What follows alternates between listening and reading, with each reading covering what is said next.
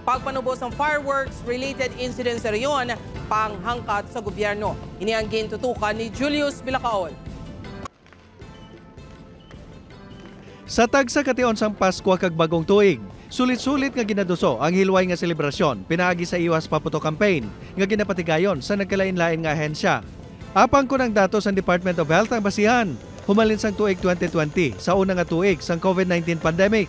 Padayon ang pagsaka sang fireworks-related injuries nga gindala sa mga Sentinel kag non-Sentinel hospital sa rehiyon. This is due also to our campaign to increase our reporting units within the region. Gadamo man ang cases natin nga we could capture.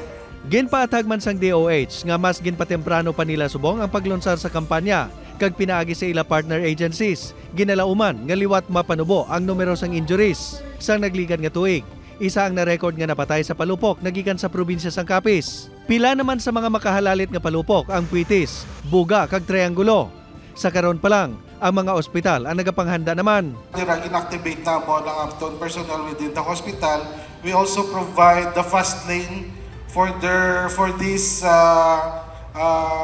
firework-related injuries. Samtang ginpagwa na sang damlaglang ang requirements para sa mga magabaligya sang palupok sa Iloilo City. Sa mga makakompleto sini, hulato na lang ang mando sang LGU kung saan o pwede makasugod sa pagbaligya kag kundiin magaplastar.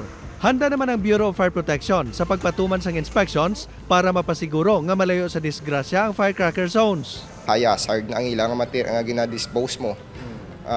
As much as possible, asundon ganyan nila to avoid harmful effect niya nga ma-produce ang mishandling sang firecrackers. Upod kay Cirilo Rendoque, Julius Bilacaol, 1 Western Visayas.